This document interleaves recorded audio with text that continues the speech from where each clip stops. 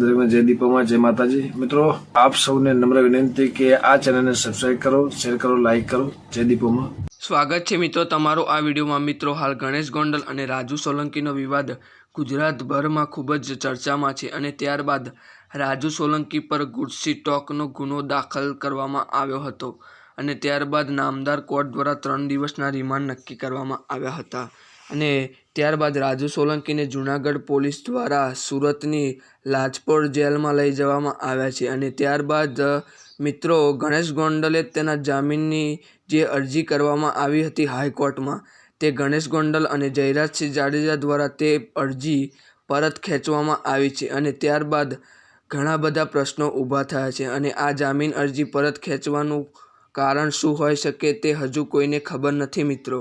અને તમને ખોટી અફવાઓથી તમે દૂર રહો। જુઓ મિત્રો, એક બાજુ રાજુ સોલંકીને સુરતની લાજપોર જેલમાં લઈ જવામાં આવ્યા અને ત્યારબાદ ગણેશ ગોંડલ દ્વારા તેની જામીન અરજી પરત ખેંચવામાં આવી। તો મિત્રો આના પરથી એવું કહી શકાય કે ગણેશ ગોંડલ પણ લાજપોર જેલમાં જ હશે અને રાજુ સોલંકીને પણ ત્યાં જ લઈ જવામાં આવ્યા છે। તો મિત્રો તમને શું લાગે છે કે આ જામીન અરજી પરત ખેંચવાનું કારણ રાજુ સોલંકી હોઈ શકે?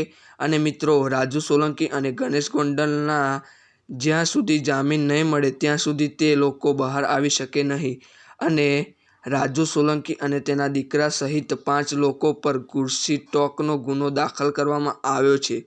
તો વકીલનું એવું કહેવું છે કે 4-5 વર્ષ સુધી તે બહાર આવી શકે નહીં। અને મિત્રો તમારું આ વિવાદ વિશે શું કહેવું છે તે કોમેન્ટમાં તમારું મંતવ્ય જણાવો અને વિડીયોને શેર કરો, લાઇક કરો અને અમારી ચેનલને સબસ્ક્રાઈબ કરવાનું ભૂલતા નહીં મિત્રો। જય શ્રી કૃષ્ણ।